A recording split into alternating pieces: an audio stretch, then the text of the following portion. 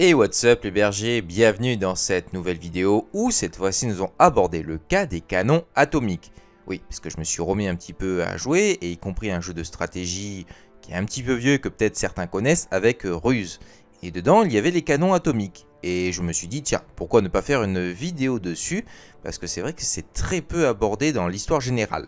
Donc nous allons aborder le cas des canons atomiques américains, enfin avec un canon atomique en particulier, mais aussi soviétique. Là, c'était un petit peu plus difficile à trouver. Mais je tiens à vous souhaiter aussi une bonne année 2025, en espérant que vous ayez passé de bonnes fêtes.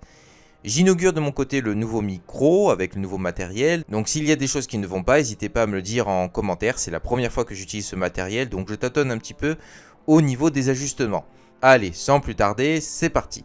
En 1949, les États-Unis planchent sur leur premier missile balistique.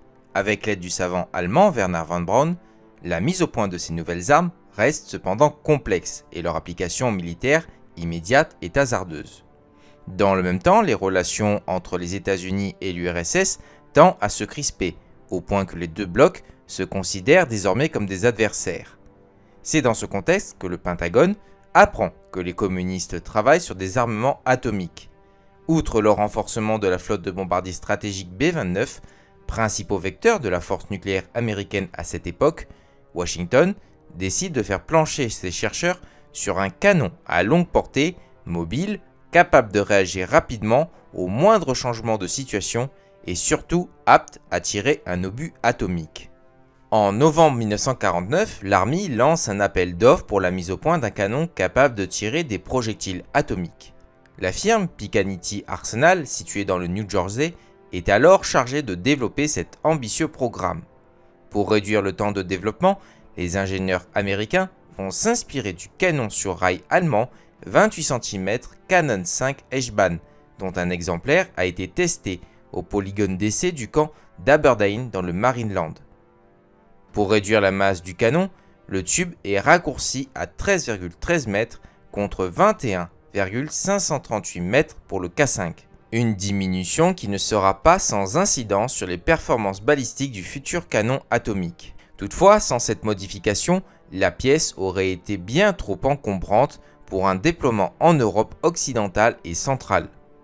Le 15 octobre 1952, le prototype du canon atomique de 11 pouces est enfin achevé. Tracter le canon atomique semble pourtant impossible. Trop lourd, il dépasse de loin les capacités de tracteur habituellement employées par l'armée. Les ingénieurs américains décident alors d'utiliser le concept de double-ender ou le concept bicéphale. Une plateforme est rattachée à un camion dit tracteur, tandis qu'un second camion dit pousseur prend place à l'arrière. Pour assurer un maximum de traction-propulsion, les deux engins adoptent bien sûr des transmissions à 4 roues motrices. Maniable, l'engin est apte à emprunter le réseau routier européen tout en permettant une mise en batterie rapide de la pièce d'artillerie. Le canon est suspendu entre deux véhicules grâce à son berceau. Chaque engin est autonome et peut manœuvrer indépendamment de l'autre. Ils peuvent pivoter sur eux-mêmes de façon à former un angle droit avec le berceau. Grâce à cette caractéristique, l'attelage peut tourner dans des rues de 8,5 mètres de large. Lors de la mise en batterie, le berceau peut être désolidarisé de l'ensemble et déposé sur le sol grâce à un bras hydraulique monté sur chaque camion. Le double attelage se révèle suffisamment robuste pour encaisser les 75,16 tonnes de l'ensemble et suffisamment performant pour atteindre tout de même une vitesse de 56 km/h sur route. 20 exemplaires du T-10 Transporter sont alors commandés en 1952, le dernier étant livré en 1953. L'attelage et le canon de 280 mm sont officiellement référencés M65 dans la nomenclature américaine.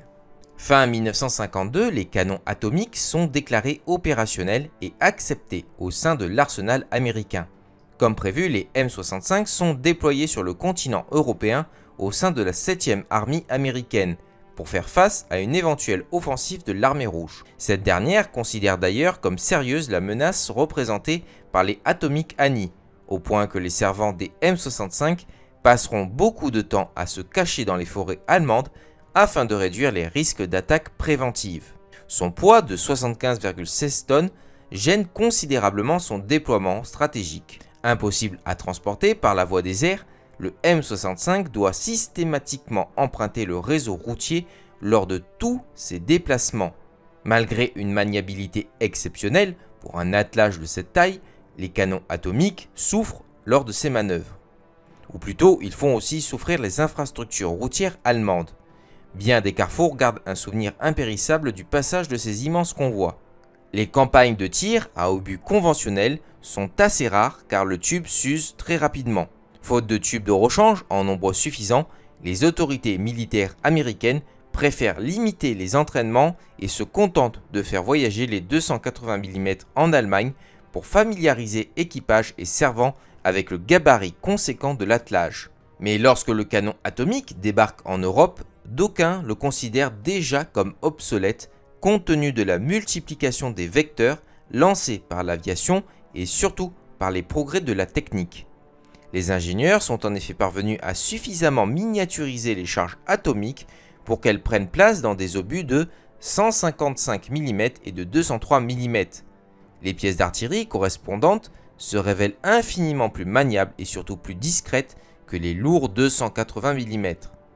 Les 20 atomiques Annie commencent à être retirés du service actif dans le courant de l'année 1957. En 1960, les canons sont rayés des cadres et les 8 exemplaires survivants servent de monuments dans diverses casernes américaines. Le seul obus atomique tiré par un canon de 280 mm l'est sur le sol américain, le 25 mai 1953 à 8h30 heure locale, dans le désert du Nevada. Lors de l'opération Hoopshot Conley, le M65 numéro 9 tire un obus d'une puissance estimée à 15 kilotonnes à une distance de 10 km, 27 selon d'autres sources. Le projectile explose à 160 mètres au-dessus du sol. Point d'orgue de la série d'exercices Desert Rocket 5, cet essai reste dans l'histoire comme le seul tir d'obus atomique réalisé par l'armée américaine. Maintenant que nous avons abordé le cas américain, nous allons passer au cas soviétique. Je ne savais même pas que les soviétiques avaient aussi développé leur propre canon atomique, mais selon une doctrine bien différente, vous allez le voir. Dans les années 50, Moscou apprend l'existence du canon américain M65 de 280 mm, capable de projeter un obus doté d'une charge nucléaire W9 de 15 kilotonnes à une dizaine de kilomètres. Cette pièce est testée avec une ogive nucléaire en mai 53 et déployée en Allemagne. Pour contrer cette menace, les soviétiques décident de développer un système d'armes similaire mais plus performant. En effet, le M65 est, comme nous l'avons vu, tracté et demande une logistique lourde et un temps de mise en batterie assez conséquent. En effet, le M65, comme nous l'avons vu, est tracté et demande une logistique lourde et de temps de mise en batterie assez conséquent, tout en étant vulnérable évidemment une fois le tir effectué. Pour donner de la mobilité à une pièce d'artillerie de très gros calibre, les soviétiques décident de reprendre le châssis du char lourd T-10M ou l'ex-IS-10 équipé d'un moteur 12.6B développant 750 chevaux. Il est alors modifié sous la désignation d'Object 271. Ainsi, une 8e paire de galets et un galet de retour sont rajoutés, le barbotin et le moteur restant à l'arrière comme sur le T10. La tourelle est évidemment supprimée, tout comme la superstructure. Parallèlement, en 1955, le bureau d'études de l'ingénieur Vassili Gravilovitch Grabin planche sur un tube SM54 de 406 mm d'une longueur de 30 calibres qui semble être d'ailleurs dérivé d'un canon de la marine datant de 1939.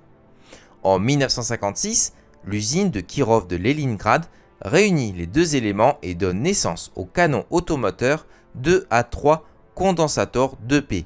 D'ailleurs, petite anecdote, il est à noter que dans la nomenclature du matériel soviétique, le 2 est réservé à l'artillerie et il devait être accompagné par la lettre S qui est réservée à l'artillerie automotrice, le A étant celui des tractés. Cet automoteur est servi par un équipage de 8 hommes. Mais le seul pilote trouve sa place sur l'engin, d'où la nécessité d'au moins un autre véhicule pour les servants. Le transport des munitions et des calculateurs demande également des plateformes spécialisées. Le 2A3 Condensator 2P, maintenant je vais dire 2A3 ce sera plus simple, dont la longueur dépasse les 20 mètres, est capable théoriquement d'expédier un projectile nucléaire RDS-41 pesant tout de même de 470 à 570 kg selon la tête embarquée et jusqu'à 14 kilotonnes, soit la puissance de la bombe atomique de Little Ball lancée sur Hiroshima, à une distance maximale de 25 km/h et à la cadence de tir d'un coup toutes les 5 minutes, avec une vitesse initiale de l'obus de 716 mètres par seconde. Cette valeur faible s'explique par le poids des munitions et le manque d'espace permettant un approvisionnement rapide. De plus, le système de fermeture de la culasse originale ne semble pas compatible avec un dispositif semi-automatique. L'obus est de type classique, non encartouché, et demande donc l'ajout de charges propulsives. La séance de chargement est alors assez longue. Il n'existe aucun système de pointage en direction, les tourillons étant fixés à la superstructure. La mise en direction devait être effectuée par le pilote, puis un moteur électrique auxiliaire permet de parachever le pointage, toujours par ripage des chenilles. La cabine de pilotage, abritant un seul siège, est à l'avant droit. Des volets de protection peuvent obstruer les vitres. L'usage et l'efficacité de ce dispositif lors d'un tir peut toutefois poser question. Le pilote dispose de 4 leviers pour manœuvrer sa monture. Un espace vide entre les deux flancs de la superstructure permet le recul du canon et son élévation. Le frein récupérateur est visible au-dessus du tube. Un mécanisme constitué d'une chaîne déroulante et de chargement, aussi désigné refouloir, est positionné du côté gauche et se place dans l'axe du chargement grâce à 2 pivots. Il retrouve sa position de repos pour les tirs. Une grue pivotante du même côté permet la manutention des charges entre le véhicule de transport et la planchette de refouloir. Le chargement s'effectue le tube à l'horizontale, ce qui augmente encore le temps entre 2 tirs. Une chaise de route maintient le tube immobile lors des déplacements. Les suspensions sont renforcées à la fois pour supporter le poids de 64 tonnes et d'encaisser le recul de l'engin. Rapidement, les 4 exemplaires assemblés montrent leurs limites. Difficiles à déployer du fait de leur masse peu mobile, même si la vitesse sur route est donnée pour 60 km/h. Ils s'avèrent de surcroît assez fragiles car les composants mécaniques de pointage résistent assez mal aux forces de recul et au souffle inhérent à l'ouverture du feu. Pour vous donner un ordre d'idée, le 2A3 recule de plusieurs mètres au départ du coup. Dans ces conditions, un engin plus abouti va alors être développé, l'Object 273 qui se caractérise par son tube de 420 mm long de 20 mètres. Les suspensions sont équipées de 4 amortisseurs supplémentaires sur les galets avant pour mieux résister aux contraintes. Le prototype du 2B1 Oka est prêt en 1957 et s'avère capable de projeter un obus de 750 kg à 45 km. Une distance importante qui réduit les risques d'être repéré par l'adversaire et limite les risques de contamination dans le cas d'utilisation de projectiles nucléaires. L'obus représenté au musée de Saint-Pétersbourg ressemble à une roquette et pose la question de sa propulsion, car la quantité d'explosifs pouvant être contenue dans la queue ne paraît pas être en adéquation avec les performances annoncées. La forme de l'obus semble en outre incompatible avec l'emploi de cargouses. Le poids de l'engin est donné pour 55 tonnes et une autonomie de 220 km. Il mesure 3 mètres de large et 5,5 mètres de haut. La cabine de pilotage est positionnée au centre avant et surmontée de la planchette de chargement. La grue de manutention est déplacée à sa droite. Sa vitesse sur route est de 30 km/h, qui n'est pas en fait un engin stratégique. Comme le 2A3, il n'est pas équipé de bêche et c'est la plateforme qui recule. Certaines sources indiquent que le 2B1 Oka parcourt alors 5 mètres en arrière à chaque tir. Mais les forces de recul sont telles que lors des essais, la boîte de vitesse finit par se décrocher de son logement et que le châssis en vient à se déformer. Il est aussi à noter que le nom de mortier ne lui correspond pas par rapport aux critères généralement acquis. C'est sans doute le fait que l'on ne retrouve aucun système de frein de recul ni de récupérateur qui est à l'origine de cette dénomination. Cette caractéristique de conception engendre bien évidemment les dégâts causés à l'engin après un tir.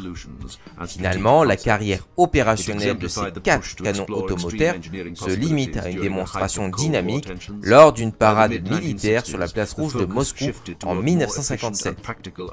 En 1960, Nikita Khrouchtchev décide de les retirer du service actif en faveur des véhicules lance-missiles plus mobiles comme le 2K6 Luna, et au milieu des années 60, ils sont définitivement sortis des réserves. Il est peut-être légitime de se demander pourquoi les services d'armement soviétiques n'ont a priori pas étudié la possibilité de monter ces canons sur des châssis ferroviaires comme cela avait été fait lors des conflits antérieurs. Les avantages sont pourtant nombreux. Ainsi, les déplacements stratégiques et tactiques sont facilités. Le camouflage est plus facile, tout comme l'approvisionnement. Sans compter que la résistance consécutive au recul se fait par déplacement libre sur la voie. Sans doute les contraintes techniques, poids, sont telles à cause de son non-emploi. Pour autant, il faut noter que le canon 2B1 OK, pour les longs trajets de liaison, devait aussi tenir sur les matériels ferroviaires adaptés.